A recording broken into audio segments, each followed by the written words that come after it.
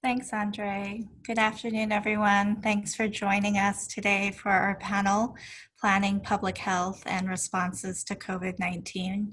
As Andre said, I'm Michener Yoon. I'm the Gail and Ira Drucker Dean of the College of Architecture, Art and Planning, and it's really a pleasure to welcome all of you to today's panel. Today we're going to discuss the timely and critical questions related to public health planning and policy decisions in response to the pandemic. Today, we're really joined by a remarkable group of panelists who'll be discussing both best practices and impacts of local policy decisions on communities. And I'd like to thank the panelists for taking time today to be with us, and for all of you as well for participating in this important discussion. I'm also very pleased to introduce Dr. Jamila Michener, Associate Professor of Government at Cornell, who has agreed to moderate our panel today and will in turn introduce our panelists. Dr. Michener is the co-director of the Cornell Center for Health Equity and co-director of the Politics of Race, Immigration, Class, and Ethnicity, the Price Research Initiative, and board chair of the Cornell Prison Education Program. Dr. Michener's research focuses on poverty, racial inequality, and public policy in the United States. Her recent book, Fragmented Democracy, Medicaid, Federalism, and Unequal Politics, examines how Medicaid affects democratic citizenship. Specifically, it assesses American political life from the vantage points of those who are living in or near poverty and reliant on the federal government for vital resources. Thank you, Professor Michener, for moderating, and I'm now happy to hand this back over to you. Thank you. I'm happy to be here. Welcome to everyone who's here. I know that we are living increasingly in a Zoom world, and every additional Zoom meeting that we agree to submit ourselves to, even when it's super interesting panels like this one, is a sacrifice. And so it's that much more meaningful to have all the folks who are logged on today and who are, joining and participating in this conversation with us. And so, I'm happy to be here today, and I'm especially happy to be engaging in the conversations that we're planning on engaging in for this next few minutes that we're all together. So to talk about, planning and public health in the context of COVID-19 feels as urgent as it could ever feel. I mean, the reason that we're all meeting over Zoom and not in person, the reason why we're not physically together, and why our lives have been so dramatically transformed over these last 6 months is because we're in the middle of a global health pandemic, and one that is strikingly affecting our country, right? And the reasons why it's affecting the United States in particular ways has to do with our public health infrastructure, our public health and policy responses, our ability in the context of planning and public health to grapple with the challenge that this pandemic is. And that set of challenges unravels and reveals a whole number of deeper sort of structural and political issues. And today we'll have the time to really sort of think through those things through the lens of some specific issues and specific research, right, around social safety net, the social safety net, its relationship to COVID-19 and the policies around it, around water shutoffs and the steps that states and localities take to sort of respond to challenges that their residents have accessing water and what that looks like in the context of COVID-19. I think a lot of what will happen today is some dots being connected. And so I want to just briefly introduce the folks who are going to connect the dots and raise these issues for us. And then I'm going to try to hand it over, and so that you don't have to hear as much from me as you do from other brilliant folks. So of course, Mildred Warner from City and Regional Planning is with us today, and will present some research along with Zhang, who is also from City and Regional Planning. And then we have Marcela González-Rivas, who's from the University of Pittsburgh, and Mary Grant from Food and Water Watch. So each of these folks who are here with us today on the panel have their own sort of experience, expertise, knowledge, and research that they're drawing on. And one way I wanted to get us started today is, I guess, by turning to the panelists and starting with them just to ask what drew them into the research that they'll share with us today, and sort of what their connection is to this work. So maybe we'll start with Mildred. Hi, thank you very much, Jamila. Well, I've been studying state and local policy for quite some time on all sorts of service delivery that local governments provide. And I've been doing some work looking at state policy because we have such a variety of state policies when it comes to social safety net, employment law, local government authority. It's like we're 50 states. We're not the United States. We're 50 different state policy regimes. And I was wondering if that would make a difference. And obviously it's made a huge difference in our response to COVID-19 when the federal government said, we're going to leave it to the states, basically. So Zhang and I started looking at some of these issues, and that'll be the first paper we present. And then the second paper was looking at the issue of water shutoffs. Water's a basic need, and the US doesn't have protections for water shutoffs in the way other countries do. And I was listening to NPR early in the pandemic, and they were talking about water shutoffs being stopped in Detroit because of the crisis of the pandemic. And they pointed to the article in The Guardian, and I went and read it. And then that pointed to the Food and Water Watch database. And so Marcela and Zhang and I got together and started analyzing that database. And then we got to meet Mary from Food and Water Watch. So that's how all this collaboration has really come together since the pandemic began. And we're really happy today to be able to present to you all. Zhang? Thank you, Mildred.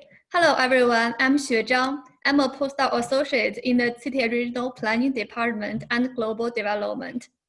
So my previous research focused on why some places have higher community health but not. In that research, we actually found data from AERP. Then we found important role of civic engagement. And when COVID hit, me and Mildred were wondering how state or local government respond to this pandemic. So which leads to our first question: how the state government can balance public health and the economic dislocation, which is caused by the stay-at-home order or the business shut off and the higher level of unemployment rate. That leads to our first research. We want to see how state government respond. Then we turned our attention to the policy related to social equity. Then one day, Mildred sent me this fantastic data set, which is compiled by Food Water Watch. The data set shows some state has a water shuttle moratorium, and some cities also have this policy to protect some low-income families. And in the research, I used some quantitative analysis skill. I found the data from website. I used web scraping technique to find the data from New York Times. Also, we link the data to the Food Water data set. That is lead to our second project. And that is how I get involved in this project. I start with a question about how the state, local government respond to COVID. Then I use the data I can get to analyze why they do that and what policies they chose. Thank you. Marcela? Hi, it's great to be here. And I'm at the University of Pittsburgh, and my research has centered on water governance and water equity issues, mainly in Latin America, but I live here, and in Pittsburgh, there's a lot of water-related challenges. And so through my teaching and with my working group on water access and water equity, with students, we started looking at how are the water challenges that are here facing the region, how are they experienced in low-income, African-American, and other communities of colors, including immigrants and refugees. So we did a survey with community organizations that provide services to these groups and found out that actually water affordability was the issue that affected the most these groups, not necessarily letting water or flooding or other issues. And so water affordability became the top. And so I got really interested in looking at these issues in Pittsburgh, but also elsewhere. And so that led to collaborating with Mildred and Shui and Mary, and it's been really interesting and exciting. Mary. Thank you. I'm the Public Water for All campaign director at Food and Water Watch. We're a national environmental organization. We first got involved in this issue through our work with the People's Water Board in Detroit, which has been fighting mass water shutoffs for more than 15 years. In 2014, when an emergency manager ramped up their shutoff campaign, we partnered with the People's Water Board and the Council of Canadians to call in the UN to intervene in Detroit. The UN found that those mass water shutoffs over an inability to pay was a human rights violation. After that, we wanted to find out how widespread water shutoffs were across the country. So we did the first nationwide assessment of water shutoffs in 2016. But most recently in March of this year, we saw that because of the grassroots activism in Detroit, Detroit was the first city to pause shutoffs in response to the pandemic. And that day, March 9th, we knew that all communities needed to follow Detroit's lead. And so we called for a nationwide water shutoff moratorium, and we called on all levels of government to step up to keep the water on. And so since then, we've also been tracking local and state moratoria to try to keep that pressure on local governments, state governments, to make sure that people have water right now during the pandemic so they can wash their hands and keep themselves safe and their families and their communities. Oh, thanks, Mary, and thanks to all of the panelists for being here today to talk through and to talk about, to address these really critical issues. I know for myself, I've long been doing research around health and public policy, and also I'm a scholar who studies race and poverty and inequality. So, you know, my work lies at the confluence of the very things that we're going to be talking about today. And part of the reason why I decided to take on the role of co-director at the Center for Health Equity at Cornell was precisely so that we could create as much sort of institutional, you know, as many institutional channels for addressing and thinking through these issues as possible. So one thing that will be good today is to sort of get into the kind of details of the panelists' presentation so that we can just start to talk about the issues and the research. Are we gonna? Okay, I was just gonna say, where's the PowerPoint? That's what I was waiting for. Okay, great. So this is useful only for folks to actually be able to lay eyes on. I've already introduced everyone, but this will just give you a sense of the names if you were wondering how to spell them and precisely who is what from where. And these are the papers that we're gonna be talking through and tackling today. We'll just wait until we have this next slide ready to go. Okay, so part of the approach that we're taking today is we're trying to focus on not just COVID-19 proper, but COVID-19 in the context of a larger set of structural inequities, right? Whether it's a lack of access to basic resources that cause people to have a particular reliance on the social safety net, or whether it's access to really basic resources like water. We want to think about who has access to what and how that changes in the context of what's happening with the pandemic. And part of what motivates this kind of approach is a larger approach to health equity, and public health that I think permeates you know, both a lot of the discourse around these issues and a lot of the thinking that is happening among sort of scholars and policymakers, which orients us towards an emphasis on the social determinants of health, right? So, you know, many people have seen the charts, the graphs, and heard the numbers about the statistics related to COVID-19 and some of the disproportionalities with respect to race. So that, you know, Black and Latinx and indigenous populations are suffering at really disproportionate rates with respect to COVID-19. And similarly, we know that there are other axes of disadvantage and inequality. And this is really rooted not in any set of behaviors that these groups of people are engaging in, not even in the sort of easiest set of things to point to, which are like pre-existing conditions. But once we start getting to deeper and we start looking at the real roots of some of the disparities that have become even more glaring in the wake of this pandemic, what we find is the relevance of social determinants. So things like the neighborhood that you live in, things like your experiences with racism and racial discrimination, things like the kind of work you do and the levels of exposure that that work creates to the virus, the housing that you live in, and the, how concentrated that housing is and where that housing is and the quality of the housing. There's a whole range of issues that are really connected to and rooted in the realities of structural inequities in the United States.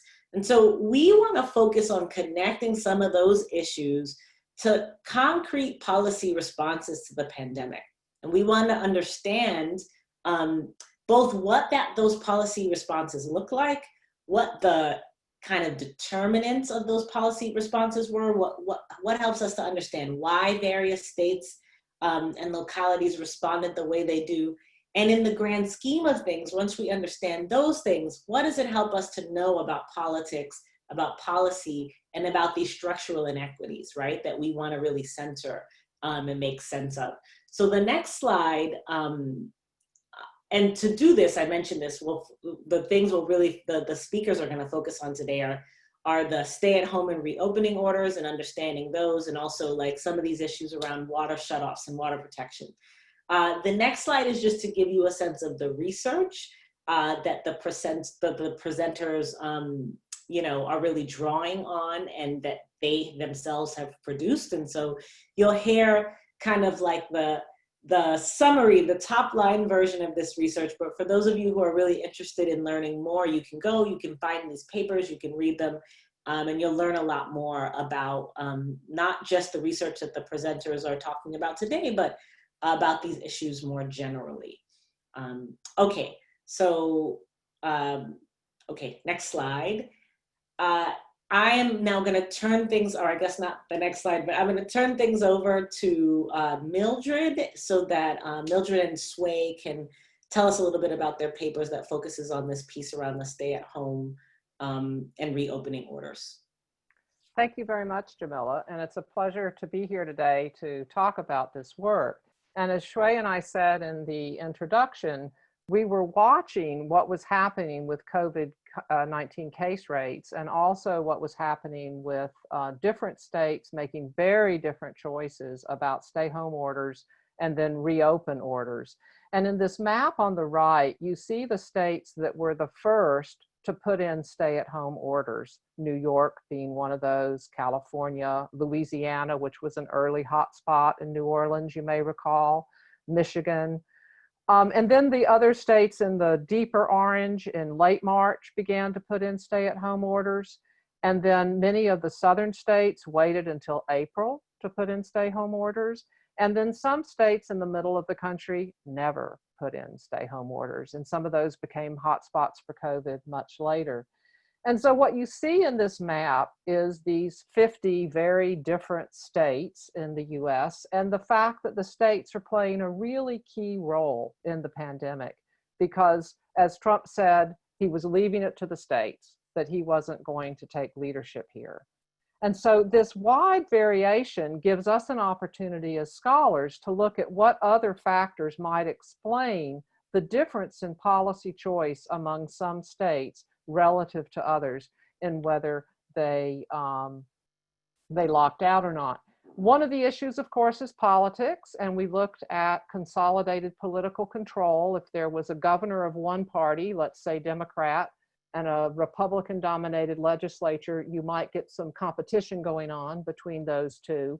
Whereas if you had consolidated political control, where both the governor and the legislature were of the same party, you might have more commonality. But what we were particularly interested in was this trade-off between public health and economic hardship.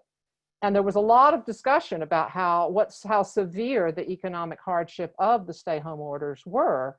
And so we wondered if states that had more robust social safety nets, if they might be willing to impose their stay-home orders earlier and reopen later because they know they've got something else in place to help protect the very negative cost of the stay-home order for their population. So let's talk about social safety net policies for just a minute. The US stands out unique among the advanced industrialized countries in that it has no national policy on paid sick leave. Only 12 states require employers to provide paid sick leave. Think about that. We're in the middle of a pandemic and you don't have a guaranteed national policy of paid sick leave, and only 12 states do. So this is a serious, serious concern.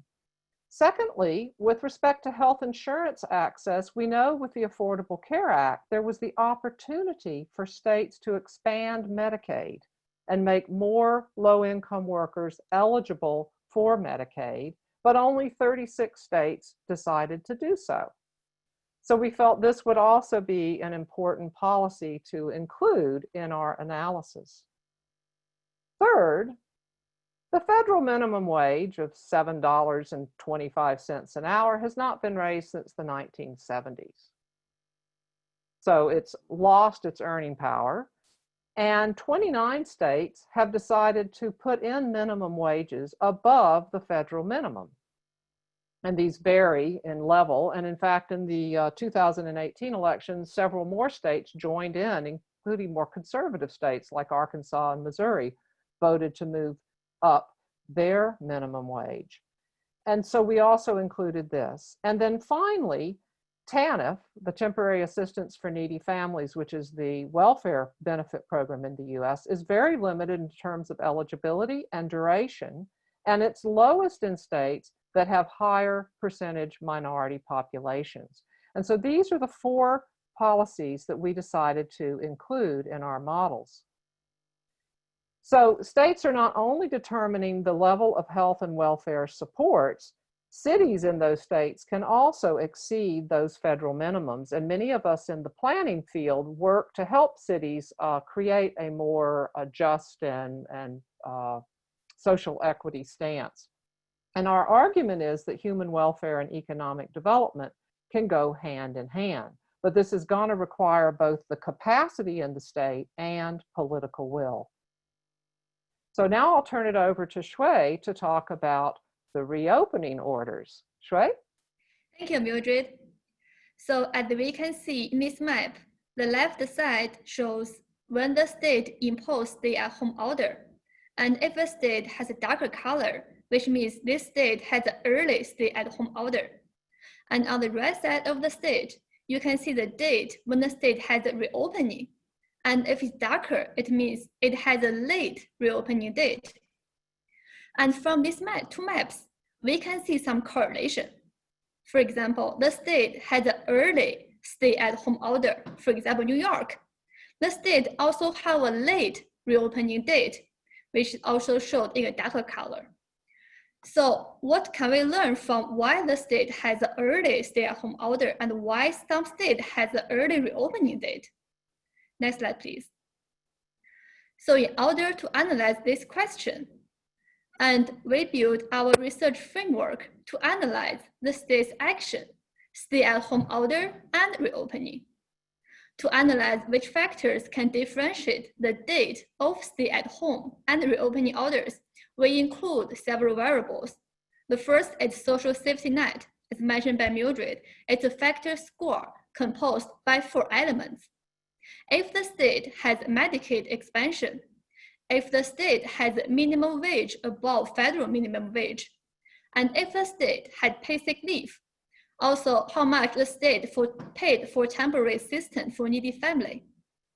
We also create a factor score to measure the inequity, which is composed of Gini index and poverty.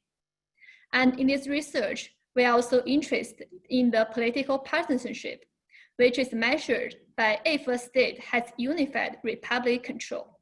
And the republic control means both the state legislature and the governor's office under republic control. And for the economic dislocation, we measure the unemployment rate in March and April.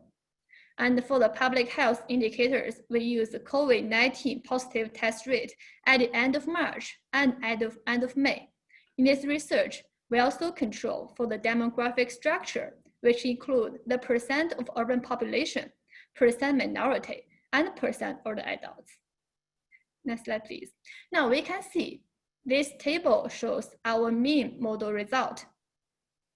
We found that state with a higher level of social safety net, which is measured by the expanded Medicaid, measured by paid sick leave, the higher minimum wage, also the higher money paid for the temporary assistance for needy family. Those states with a higher level of social safety net also have an early start at home order date. This state shut off early. Those states also reopen late. We also found the inequity had a similar effect.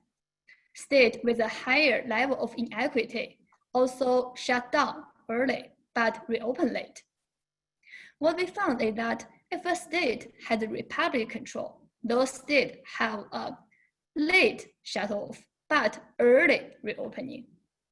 We didn't find a significant relationship between the COVID-19 positive test rate with the stay-at-home order and reopening date. But we do find that if a state have a lower percent of urban population, have a higher percent of minority population, those states are more likely to have an early reopen date. And now I'm going to turn the slide to Mildred for the conclusion. So the disadvantage with this obviously is that we've seen this politicization of public health in America, and it's been very, very obvious in this whole COVID-19 pandemic. And the fact that Republican-controlled states were imposing their shutdown orders later, reopening sooner, even when this wasn't recommended from a public health perspective, and they also have lower social safety net protections. And as you'll see in the next part of our presentation, they're also less likely to protect their consumers from water shutoff.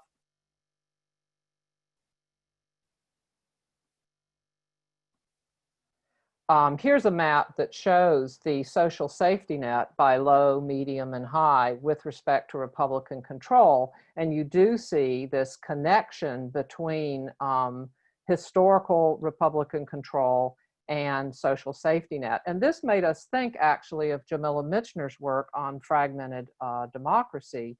And so I wanted to turn it to her in a second, because when we think of safety nets as being part of the public health connection, it seems that in the US, because we're a liberal market regime with limited social welfare supports, maybe if we could make a better connection between economics and public health, maybe we could use that to justify better social safety net protections in the future. That's me looking for a silver lining in the middle of this pretty dark cloud. But with that, I would like to turn it back to Jamila. Yeah, I appreciate the effort at a silver lining. I'm not especially good at silver linings, but one of the things that stands out to me, just looking at the work that, or thinking about the work that Mildred and Sway just presented, was really how it highlights some of the linkages between these different areas, both policy and politics, and also health systems, public health, and health outcomes, right? And we obviously know that these two things are related, although that doesn't always emerge in the work that various scholars do. And we can sort of think about these aspects of, of both policy and health systems in silos. It's easy to sort of overlook the connections here, but fundamentally, and this is fundamentally sort of part of what my book argues, is that policy and politics matter for how health systems and health policies operate, right? And part of what matters, a large part of what I focus on in the book is really the kind of larger institutional structures that these things are embedded in, and a significant part of the institutional structure that we have in the US is really around federalism. And so this federated structure means, in exactly the ways that Mildred and Sway just pointed out, the kind of health resources that people have access to are going to differ dramatically across states. And not just differ dramatically in a way that's random, but differ in ways that are systematic, and systematic such that, you know, the consequences are particularly acute for people of color and people living in poverty, who often end up living, are most concentrated in the states that tend to have more pivy, you know, social safety net systems, and also tend to have public health systems that that operate differently and that operate in ways that leave these communities more vulnerable to precisely the kinds of things that we're facing right now. One of the things I point out in my book is that these kind of structurally and institutionally embedded inequities undermine political participation, right? So that's why the emphasis of the book is democracy. And it points us to another piece of this puzzle, which is that power matters, right? And Mildred and Sway have already shown us this. It matters who's in office. It matters who has power with respect to partisanship and other things like that. But power also matters here in the sense of sort of everyday people and how these systems and structures and policies are affecting their lives and their ability to exercise some manner of control over what's happening around them and to them, right? And so these are the kinds of things that we want to kind of keep in mind as we continue this conversation, that we want to think about the relationships, the interconnections between policy, politics, and power as we try to understand health systems and health outcomes and public health more generally.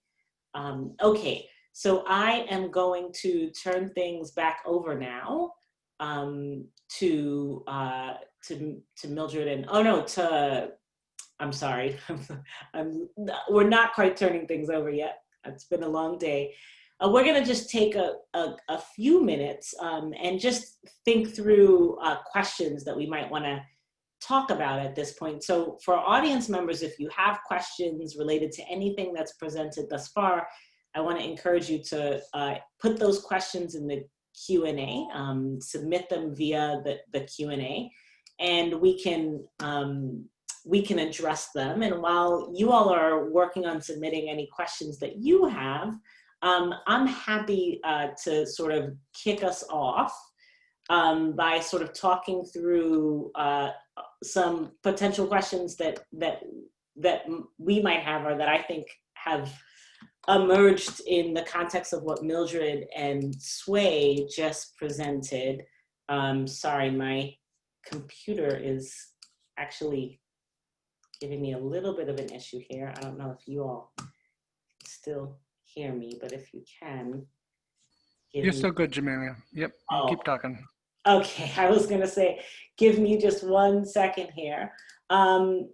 Okay, so, you know, one set of questions that we might consider, you know, focuses on really thinking about the kind of social safety net piece of this and trying to understand, you know, the potential for, you know, so we know that there are limits to the social safety net system, right? And so what is the potential for increasing state support for labor, for things like wages, working conditions, and healthcare access that might help us to continue to sort of build in terms of economic development, so that we're sort of improving the public health system from the economic development and in a way that is, you know, not quite as reliant on what's happening with social safety nets, which are so varied. I wonder if Mildred and Shui have any thoughts on the possibilities here. Do we make any progress, and do we get any headway by thinking about state support for labor, which might look very differently and operate very differently than it does with respect to social safety net policies more directly? So, you know, states are interested in economic development.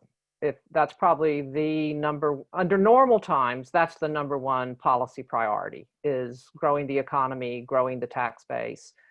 And what we have found is that if we can link social safety net supports or support for labor, support for childcare, support for the environment, If we can link those things to economic development, we can get policy traction. And so planners are very practical people, and we train planners in our program to go out and try to promote equity in the world. That's one of the ethical objectives of planning. It's, in fact, as a field, we take an ethical stance that's not neutral. It's pro-equity.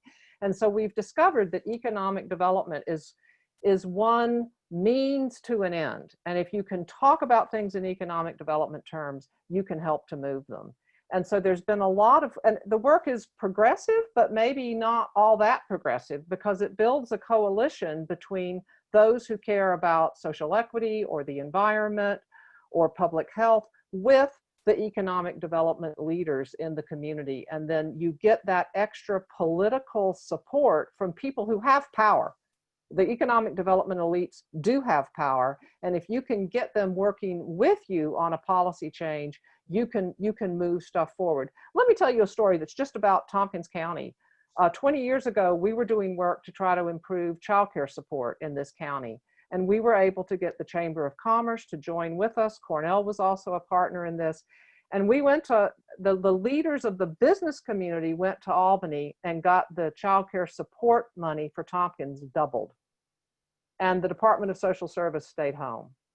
Then the business community also worked with Cornell to get Cornell as a private employer to put in a child care subsidy program, which is almost $2 million a year. And it continues to this day. And that $2 million a year is the same as the doubled state subsidy for child care. So these are small things. We need a lot more than that, but it's an example of how you can build coalitions between economic development elites for social justice purposes if you really work carefully on the framing and the coalition building. It's possible. Yeah. There's a question in the Q&A that in some ways is related to, the question is, how will the Trump tax info from the New York Times today affect this, right? So there's some coverage in the New York Times today about the president's taxes and efforts at evading taxes and significant losses, et cetera. And I think that, I'm curious what, panelists may think the linkages are there, but it certainly speaks to this challenge of economic elites who have a lot of leverage for using the economic system to their benefit, right? And I think part of what I hear Mildred talking about is, how do we sort of work within this frame where there's sort of dramatic inequality and there are a set of people who are interested in economic development for whatever purposes, some of which are, to their own ends, but how do we work within that system to try to both frame and structure problems and the solutions to those problems in ways that can kind of garner coalitional support and actually lead to positive change. The question of Trump's taxes for me is a question about, the real possibilities there, given some of the actors in these systems are sort of acting in good faith, and perhaps another set not so much, or looking out for their own interest. And so there's a lot to kind of balance and navigate there as far as political process. So there's a problem also. I mean, I'm trying to paint a pretty side, because one of the things planners try to do and our students try to do is go out and change the world and make it better. And I want to say it's possible. It is possible to build a progressive city or a progressive region, but there's huge pressures against that. Pressures of preemption, where groups like the Koch brothers funded American Legislative Exchange Council gets laws passed at the state level that prevent local action. And in fact, the Robert Wood Johnson Foundation, linking us back to public health, is looking at these preemptions in large part because of their attacks on the ability of states and localities to protect public health. But I think, again, looking for a silver lining in the pandemic, people now are keenly aware that public health matters, and hopefully that will translate into a more social understanding of the role of government and government policy in protecting public health, and how public health, back to that very first slide, Jamila, where public health and the social determinants of health connect social, economics, and health together. And that's what we're trying to do in the planning field, is to get that connection much clearer for folks so that we can then move forward on better policies. Yeah, so we're gonna move on to some, to talking about sort of water shutoff policies and sort of the next stage of this presentation. But I want to flag another question that's in the Q&A, and I want to flag it because I want it to be something that we maybe return to as we continue to have this conversation and think through these issues. But the question says, it is wishful, but perhaps even naive to assume that business elites care about welfare. In fact, many states and industries, for example, meatpacking, agro-based, profits are predicated on labor exploitation. How do you see labor struggles joining with environmental justice struggles in pushing for policy reform? So I think this is the perfect transition into sort of thinking through water, for example, as we think about environmental justice struggles. And I want us to sort of keep this question in mind about the role of labor and what kind of organizing in that regard might be useful here. For the non-best case scenario, where in fact, you know, business elites are not willing to do the kinds of things that Mildred had suggested. Okay, I'm gonna pass the mic here so that we can hear about the water shutoffs from Mildred and Sway again. Actually, we're starting with Marcela on water affordability. I'm sorry.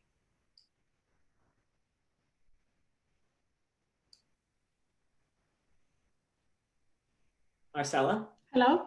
Yeah, go for it, Marcela. Oh, sorry. Yes, so very interesting conversations. And I just wanna, I think my role here is just to give a little bit of context and background before Mildred and Mary talk more about what cities and states are doing in the context of the pandemic to protect access to water. But before we start talking about that, it's important to think about a couple of things. And this has been mentioned already, that the current pandemic has renewed sort of like the sense of urgency of linking access to water and public health, right? And also, as Jamila and others have said before, the pandemic has also revealed the structural inequalities that are underlying as sort of Black, Indigenous, and people of color, including Latinx people, have been disproportionately affected during the pandemic. And in the early days of the pandemic, it was really interesting to see this message that I have here in the screen, sort of like a prevention message that was not only circulated here in the United States by the CDC and other organizations, but also WHO, internationally, sort of prevention, simple prevention message: wash your hands often and thoroughly for 20 seconds. And that is a good way to prevent illness.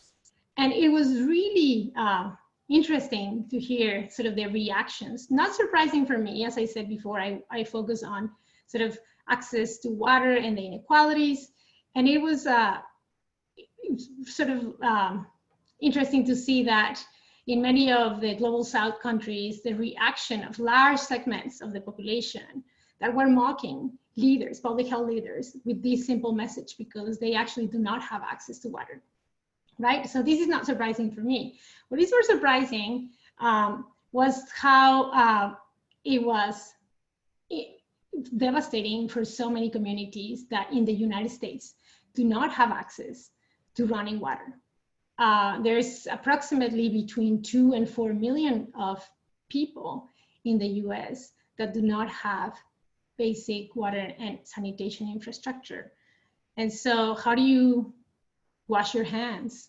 Just simple prevention when you don't have running water. And so in the screen here, we have a picture of a Navajo community in Arizona, which was, many of you probably read in the New York Times and other major media outlets that were producing these reports about the impact in many of these communities that was devastating. And so, again, showing the structural inequality. So Another factor that amplifies this dynamic of inequality and the effect of COVID is the fact that there's been a growing water affordability crisis in the United States. This is not new. This has been out there in the public realm for quite some time. In the pandemic, it goes much more public, but there's several reports here that we're doing, and by different organizations, what we're doing consistently, sending this message of a growing water affordability crisis and disproportionately affecting people of color, communities of color. Like, for example, there's this report by the NAACP Legal and Education Fund that was talking about the water affordability crisis that is affecting low income and communities of color. But this is not new. This has been also historically, they were disproportionately affected, excluded when water infrastructure and sanitation was built historically in this country. And so another major report by The Guardian, which Mildred referred to earlier, that there was a series, a special series covering water access and showing that water affordability was a major issue because millions of Americans can't pay for their water bill. And it has been increasing in the last decade. So for example, this 2017, next, please, next. This 2017 report shows that in 2014, it was estimated 12% of households could not afford water bills. And they were estimated that by 2019, this proportion of households that cannot pay for their water bill would increase to 36%. Showing that this is something that we have known, is just that it got exacerbated or more attention during this crisis. So what are the factors that have led to this water affordability crisis? There's a combination. So on the one hand, we have water systems in many parts of the US are pretty old and they've been decaying. And they need to raise the water tariffs in order to pay for their maintenance and repair. These gets compounded by the fact that federal investment for water infrastructure has been declining during the last decades and has reached its lowest level. And then if you add the fact that wages have not been increasing, so you have a recipe for a water affordability crisis. And so,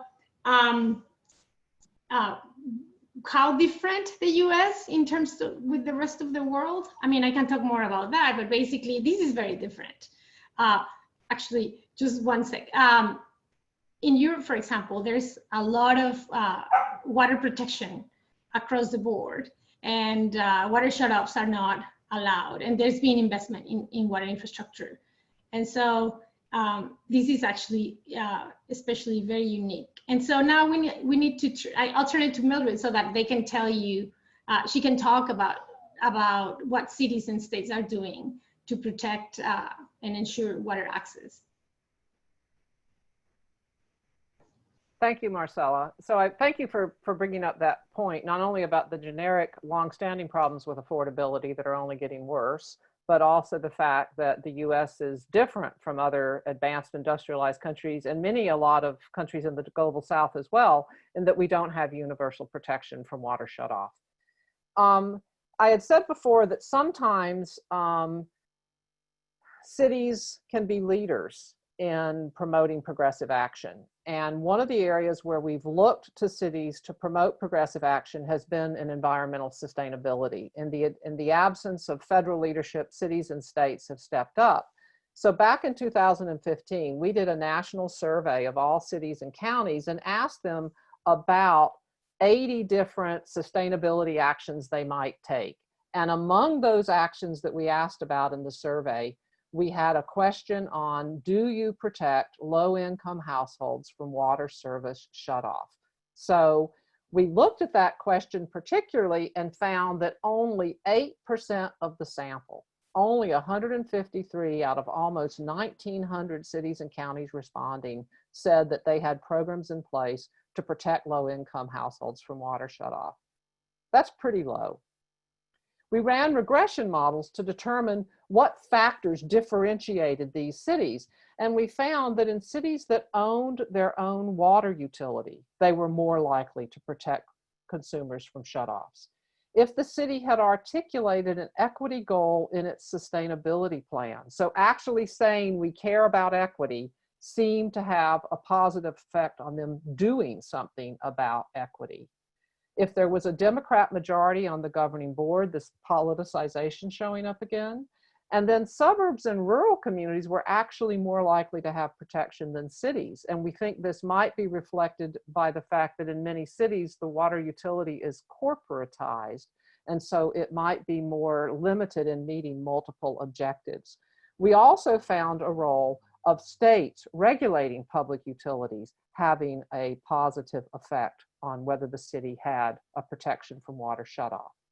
But with COVID-19, that changes the picture. And now I want to turn it to Mary to talk about what they found. Thank you, Mildred. So only 8% back in 2015. Things really changed because of COVID, and it's to the benefit of all of our public health and our community's public health. Many local governments and state governments were proactive as the pandemic hit. We began tracking water shutoff moratoria back in mid-March. And by the end of April, hundreds of local governments had announced that they had stepped up to suspend water shutoffs. Keeping the water on is one simple way that local governments knew that they could protect their residents to ensure they had the water they need to wash their hands. The American Water Works Association did a survey of their members too. They found that among like 500 or so utility responses, the vast majority said they had stopped water shutoffs. So it's really, things did change because of the pandemic. And on the next slide, you can see this is our database of water shutoff moratoria. You can visit it here at fwwat.ch/shutoff tracker. So as I mentioned, Detroit was the first community in the US to announce that it had suspended shutoffs and restored service. That was because of the ongoing active community organizing in the city. But I think that Detroit really inspired this wave of communities to take similar action. Right away after Detroit announced its moratorium, we began calling on other local governments to take action, but tracking those local and state moratoria across the country. It's a public Google spreadsheet we have online. We update it periodically still to this day. We list every government moratorium that we can find. We've combed the news, have Google alerts. We look at social media. We've crowdsourced from viewers. We've had a couple small towns reach out to us to tell us that they want their shutoff moratorium listed too. And we've compared notes with the National League of Cities. So we hope it's a useful tool for public and local officials. So I encourage you all to check it out and then to see if you can find your community. And if you know if your communities needs to be added or update, let us know. So again, that's fwwat.ch/shutoff tracker. It's in the chat right now. So what we've seen from previous research is that state and local government policies play a critical role in water access in general. There are a range of factors that can influence the rates of water shutoffs in particular, whether there's state assistance for water systems, are there grants for those water systems? If a state public utility commission regulates the rates of a water system. Nationally, almost every state regulates the rates of privately owned water systems, but only half a dozen regulate them for municipal providers. And nearly 90% of people across the country get their water service from a public provider. State and local governments can also provide shutoff protections for vulnerable populations or encourage affordability programs, assistance plans. Some states, however, actually do the opposite. They have laws on the books that prevent local governments from using cross subsidies to set up assistance programs. So now I'll turn it over to Shui, who was able to do some really neat analysis of this data. Thank you, Mary. So as we can see in this map, the state imposed a watershed moratorium has some color on it. And among the 50 states, we have 35 states impose moratorium on water shutoff. And the earliest state imposed on March 13th, only 2 days after COVID-19 was defined as a pandemic by WHO. And there's also 15 states did not impose watershed moratorium. But what we find interesting is that there's about 200 cities impose moratorium on water shutoff within the state without a statewide moratorium. So in this research, we want to analyze why some states impose a statewide moratorium, why some states impose earlier than other states, also why some city imposed a moratorium on water shutoff within the state without the moratorium on water shutoff. Next slide, please. So this is our framework. In the state model, we want to analyze two state actions. The first one is why the 35 out of 50 states impose moratorium on water shutoff, and why some state has an earlier start date. And in that model, we are interested in the percent of private ownership of the water in the state. If the state has a public utility commission regulation of private water ownership, we are interested in the political partisanship, which is the same variable we use in the COVID-19 stay-at-home order and the reopening order paper. We're interested if a state has unified Republican control. We also put the COVID confirmed case rate in March and April in the statewide model, and we control for the social economic condition, which include unemployment rate, poverty, percent of urban population, and percent of minority population. On the right side, you can see is our city model. In the city model, we are interested in the about 135 cities imposed the moratorium on water shutoff within the 15 states that without a statewide moratorium on water shutoff. We are interested, first of all, we create a baseline model to analyze if the state is a response to the social economic conditions, including unemployment, income, Gini, percent minority population, and percent of people have health insurance. Then we also control some variables at county level, including the political partisanship. We use a percent of voted for Trump in 2016.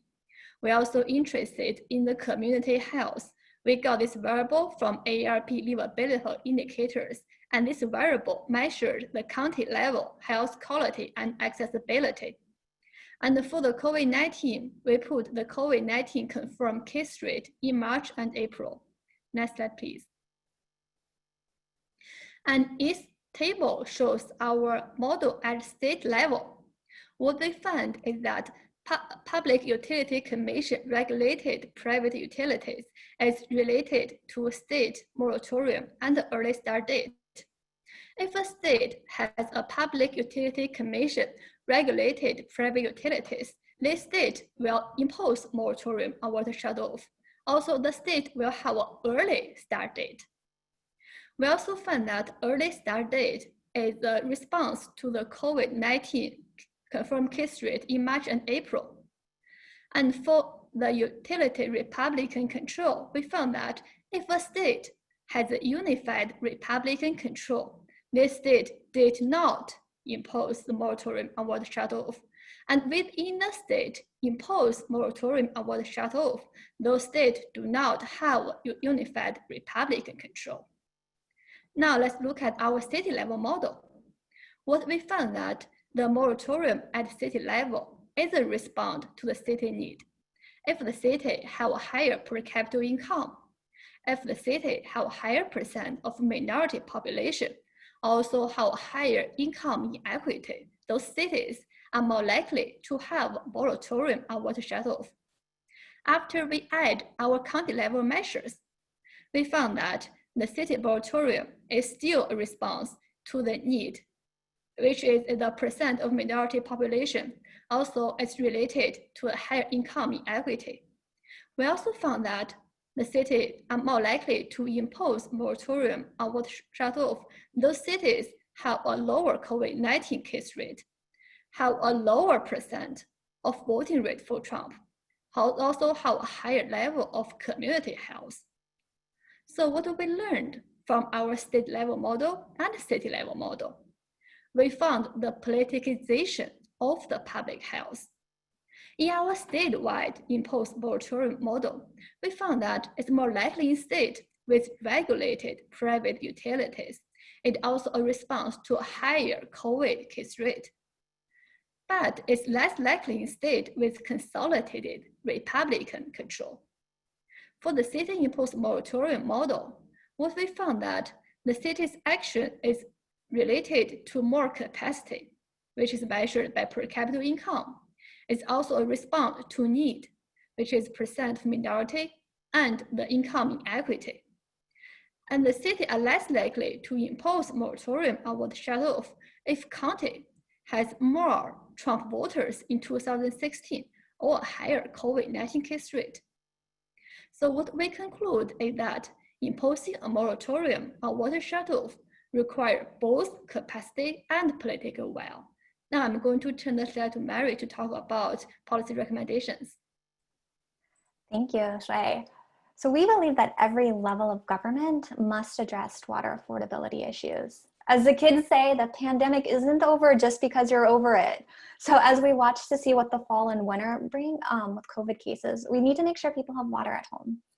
While it seems further and further away each day, we really do need the federal government to provide a COVID relief bill to help out local and state governments and struggling households. The HEROES Act, which was passed by the House in May, months ago, provided $1.5 billion specifically for low-income households to pay their water bills, and it would impose a nationwide moratorium on utility shutoffs. Water and wastewater systems project COVID losses of more than $25 billion this year. That's mostly because of lost commercial and industrial revenue, not because of low-income ratepayers. But that need has not gone away. So we need a COVID relief package to provide emergency funding to water systems tied to a national shutoff moratorium during the pandemic. And in the long term, we need to restore federal government funding to save water for all. And state legislatures should also use the existing federal funding through the CARES Act that passed earlier and other resources to help cover the cost of shutoff moratoria and low-income water assistance. Michigan, for example, provided $25 million to water providers when it extended its shutoff moratorium and restoration order through the end of this year. So at long term, we also need better data about water shutoffs. It's one thing that we've been calling for a while now. And we think that states are best positioned to collect and publish this data. California is the only state right now that requires all water systems to report disconnections for non-payment. And that was because it passed a law a couple years ago that went into effect earlier this year.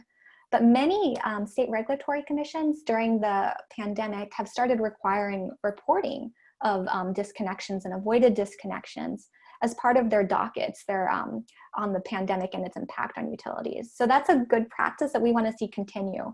With better data, policymakers and local aid providers can make more informed decisions so they can help target support to low-income households.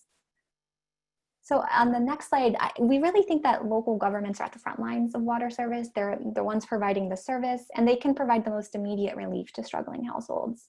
So we want these local governments to continue to impose their local moratorium and also to continue to explore long-term protections, particularly for vulnerable households, seniors, infants, and people who are seriously ill. So, and then you can also use, local governments can use improved notice requirements to provide households with ample time to pay their bills and avoid shutoffs. And I saw a comment in the chat earlier that a person has never heard about water shutoffs. And that's because some cities don't do water shutoffs at all. New York City, the nation's largest water provider, never does shutoffs for collections.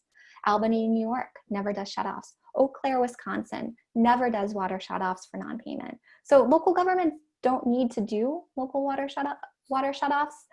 It's a policy decision. It's not a necessity, it's a policy decision, and policies can help prevent water shutoffs.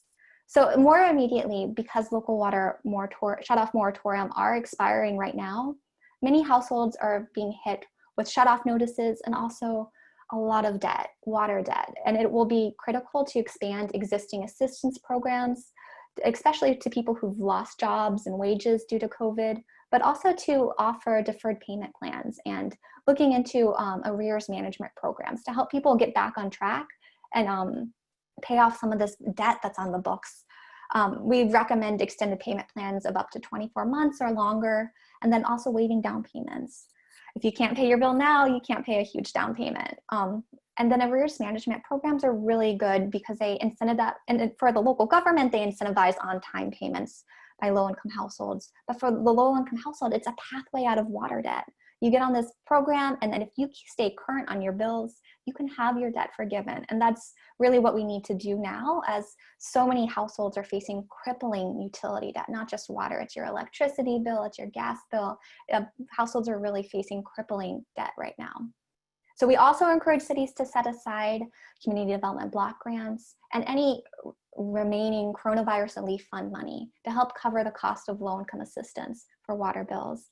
The CARES Act, several months ago, it provided $150 billion to the coronavirus relief fund, $5 billion to the block grants.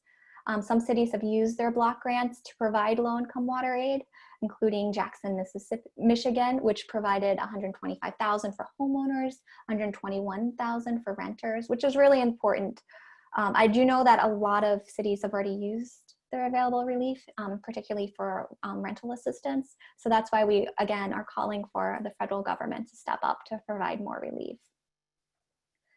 So it's fall now, states have reopened across the country, utilities have resumed water shutoffs. As of the 1st of September, more than 150 local moratorium, including 9 statewide orders, have expired. More than 57 million people have lost protections. More than half of the country has no water shutoff protection in place. So that's why we really need a relief bill right now. We need Congress to step up. So over the next week or so is the last chance to get something done before Congress goes on recess for the election. They won't get back until lame duck. So this is our last chance to get something done. So I know, so if everyone just wants to take action right now, we have a link there where you can email your senator, tell them to stop water shutoffs nationwide, that we need a relief bill and we need it urgently. So you can visit fwwat.ch/no-water-shutoffs to take action to urge your senator to provide that relief bill. So thank you, and I think I'm going to turn it back to Jamila for the final Q&A round. Thanks, Mary. So I just want to encourage folks who are on and who have questions, now's the time to sort of put them into the Q&A. And while we wait, I wanted to sort of just start with a few questions, just based on especially these last few presentations and the larger issues around water shutoffs. Marcela, given your background in thinking about issues of water equity in a larger kind of comparative and global context, I wonder if you might tell us how the US compares, you know, in terms of enhancing water access, if we were to compare the US to countries throughout the global South. What does it look like? I thought it was really interesting that someone in the chat said they hadn't heard of water shutoffs. And I'm thinking about the person in the audience who might be thinking, this isn't a big deal. It can't happen that much. This is the United States. Everybody has to have some access to water. And who maybe thinks that we're exceptional or we're great in this regard.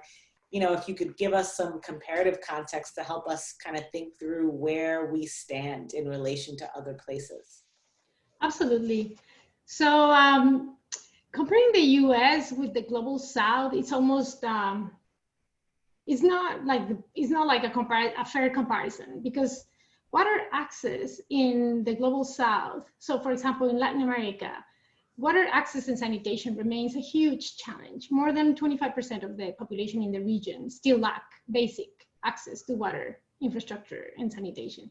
So, but still, even in that context, in those situations, there's been sort of like a suspended service disconnection throughout different countries. So for example, Bolivia, Brazil, Colombia, Honduras, Jamaica, Paraguay, Peru, like widespread suspensions, like at the national level. We're not gonna suspend during COVID-19. There's been a number of countries that have provided direct support, right, to cover the costs, especially for low-income households that can't afford to pay their water bills, so that there's no disconnection. That's true in Argentina, in Brazil, in other countries. There's been a widespread sort of like variation of different measures. For example, there's a lot of populations that do not have access to water, so running water, right? So making sure that there's access through water trunks or water tankers, bottled water, prioritizing water access in hospitals and other emergency institutions, etc. Those are in the sort of like extreme circumstances. In regions where there's drought, there's been active sort of drought demand management protocols to make sure that the majority of population in those areas have some access to water. So yes, there's been a very active, the water and sanitation sector has been very active in trying to provide access. And I can speak more of the global in Latin America, but that's true in many other countries in the global south. Now, if I may, comparing the US with Europe, which makes more sense in terms of apples to apples, it is truly, the US is truly exceptional, but not in a positive way, sadly. As Mildred mentioned earlier about sort of like safety net and like how difficult has been, and you also, your own work has been to have a welfare state that provides safety nets in many domains, not just in water and sanitation. So for example, in Europe, you could classify the countries in different sort of like categories. The majority have a full ban on disconnections, right? So for example, the UK has had a ban on disconnection for more than 20 years. That's normal. That's the normal thing. And then other countries that do provide minimal daily provision. So if households are struggling to pay the bill, they for sure have minimum daily, according to what the UN considers like sort of like the basic volume for human survival. And then there's widespread implementation of social funds and social tariffs so that low-income households have lower rates to make sure that everybody is contributing and they can pay. And then in the countries, those countries that do actually allow disconnections, like Belgium, for example, it is a very complicated process and they have to get approval of different agencies to be able to actually disconnect. But also these countries have widespread social funds and several of these policies and programs in place. So yeah, it looks very different. That's that context is actually really helpful to have. So thank you, Marcela.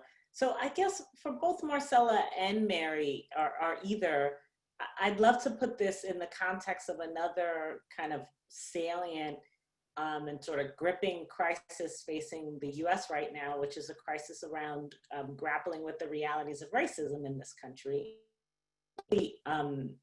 Interesting how we've dealt with this alongside the public health crisis, but I wonder if we could put maybe water shutoff into this context and think about what racial dynamics and contours of the water shutoff challenges are, and what kinds of communities are dealing with this most acutely, and what the implications for that are. Like, does that matter for policy?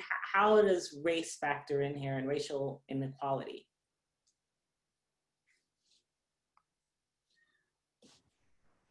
Mary, I can start by saying a little bit, and then Mary, you can go ahead because I'm sure you have more widespread knowledge nationwide. Like I have said, like the different reports that have been put out, they have evidence, like the evidence and different types of analysis, not just on sort of like what are the households that tend to be at risk of disconnections. There's a disproportionate amount of households of color that get disconnected, but also in many, is not only, but in many communities, the difficulty of affording water bills is largely faced by communities of color and households of color, not only African Americans, but also Latinx, groups of immigrants. Like in the case of Pittsburgh, there's like disproportionate, again, like you were talking about in your own work, Jamila, you were talking about the structural sort of underlying dynamics of structural racism and how it has COVID has affected. Well, the same is here. We find that communities of color and low income in general, but communities of color are disproportionately affected by not being able to afford their bills. That's what we found when we did our nationwide water survey, shutoff survey. So we looked at data from 2016 and surveyed the 2 largest cities in each state. And we found that in 2016, an estimated 15 million people across the country experienced a water shutoff. So a typical year, 15 million people. And we found that it was communities of color, low-income communities that were disproportionately impacted. But the more, like the stronger finding we found in there, particularly with looking at race, was that water bill burdens were highest in Black communities. So cities like Detroit and New Orleans that were majority Black communities were households, low-income households were paying 9–10% of their income just for water. I mean, when you think about what is an affordable water bill, people think of it in terms of your percent of your income, right? Your bill burden. It's like housing burden. For your housing costs to be affordable, it should be no more than 30% of your income. So for water, we use the International United Nations standards of 3%. So for a water bill to be affordable, it should be no more than 3% of your income. But in Detroit, New Orleans, majority Black cities, people are facing bill burdens that are eating up 10% of their income just for basic water service. And that's leading to water shutoffs, particularly in Black communities. Really good research is coming out of Detroit too. There's a lot of data, and We the People of Detroit, it's a research collaborative based in Detroit, has done a lot of work looking at this. And they found a couple of years ago that water shutoffs were not only disproportionately impacting African-American communities, but they were targeted at and dismantling African-American communities in Detroit. So there's a lot of good information out there too from the Legal Defense Fund of the NAACP. They did a report called Watercolor, specifically looking at this question. And they found that water shutoffs, tax sales of homes for unpaid water bills, people are losing their homes because they can't afford their water bill, are targeted at and disproportionately impacting Black and African-American communities. And they looked at a couple communities in Ohio, looked at Flint and Baltimore. So I think there's like overwhelming evidence that water affordability is another crisis that's disproportionately impacting communities of color, in particular Black communities in the United States. And there's good research actually from a local public news station looking at Chicagoland that found that communities of color, in particular Latinx communities, they did a zip code analysis and found that shutoff notices were highest in the communities of color, most disproportionately impacting Latinx communities in Chicagoland. Well, thanks, Mary. You know, there's so much there, and I mean, I think it points back to the larger structural inequities that we framed this conversation around. There's a reason why the people in the communities that are most impacted are. But I wanted to sort of turn back towards a place that I think Mildred really usefully pointed us, which was really thinking about solutions and what solutions look like, right? So Mildred, this question was for Mildred. In your earlier study, you found that municipal ownership had a positive effect on given the outcomes you were examining. And so I'm wondering if you think that points to a potential path for a solution. So does the role of sort of privatization and, you know, who sort of owns the resources here play a role, and what does that mean for how we should think about and fashion solutions here?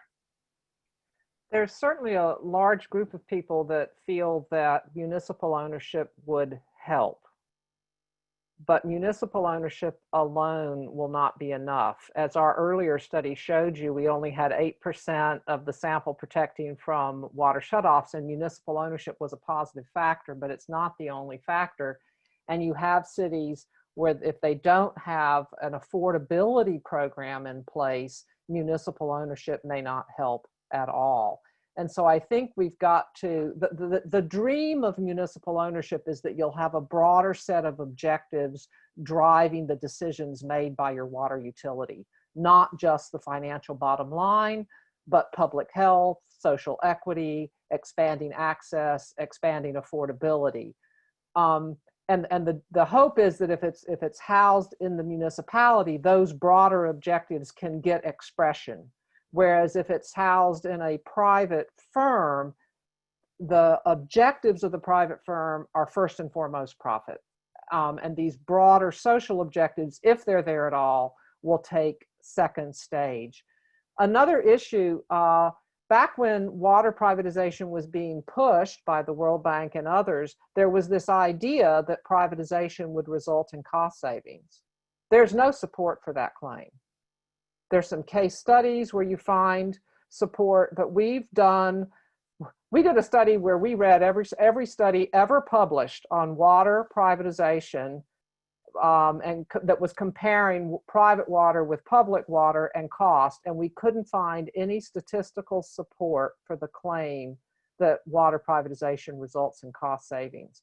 So I think the issue is the broader objectives that the water provider has, and if those objectives include social equity concerns, and that those are then backed up by affordability programs and policies put in place to protect people. Wow, that piece about privatization and cost savings is really interesting.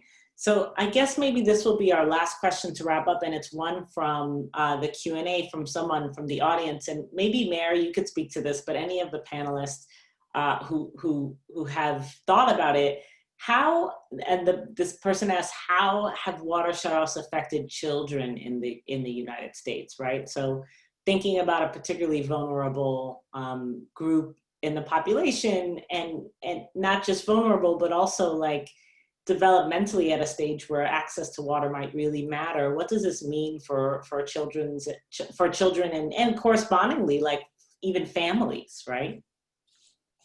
That's a great question. So it's interesting, people, when you think about water shutoffs, you think about water for drinking, maybe water for cooking, cleaning, flushing toilets. But water shutoffs can make homes uninhabitable. It forces families to move. And so frequent forced moves can negatively impact children's education. Children who change schools frequently are more likely to repeat grades, completely drop out of school. And because of peer influence, like kids who can't shower or wash their clothes are also less likely to attend school. And when moving isn't an option, water shutoffs can actually tear families apart. Lack of running water in the home can be a reason that parents and other guardians lose custody of their children. Lack of water access in the home is considered child neglect in 21 states, and water shutoffs have led to children being taken from their homes under child protection laws. In Detroit, people are scared to speak out about water shutoffs because they don't want to lose their children. And a new study from We the People of Detroit, it just was published last week. It documents some of the real mental health trauma that water shutoffs have. It was just published in the Journal of Public Health. It's called Water Insecurity and Psychosocial Distress. So I think it really goes over some of these more broader impacts of what you don't think about when you think about water shutoffs. People think, oh, it's just for drinking, but it really impacts every part of your life and those family connections that are so important. Wow, that is so compelling. Just thinking about all those ripple effects of water shutoffs for children, but then for families, for communities, and so on and so forth. Thank you. We're gonna start to wrap up here, and I just want to thank everybody who's been a part of this conversation with us. We've covered a lot of ground thinking about the pandemic and about decisions around reopening, about the social safety net, about water shutoffs, and I think that the idea in covering this ground is to really think through the implications of this pandemic with an eye towards public policy and public health and policy decisions and how they are affecting, in particular, people who are the most vulnerable, people living in poverty, people of color, and to think about both the policy and the politics of these various issues and the kind of public health decisions that are being made every day.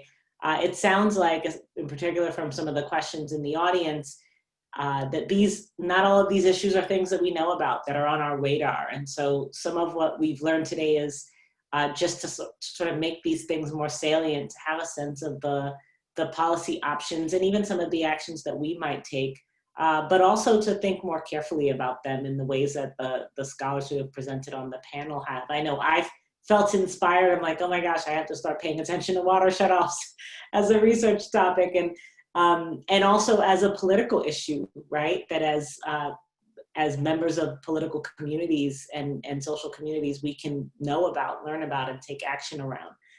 So I want to especially thank all of the panelists, Marcela and Mildred and Sway and Mary, for lending their voices and sharing their research, and also thank the participants. There are a lot of things you could be doing on a Monday afternoon, and so to be here learning about these issues, I think says a lot. On that note, we will wrap up and bid everyone a good afternoon.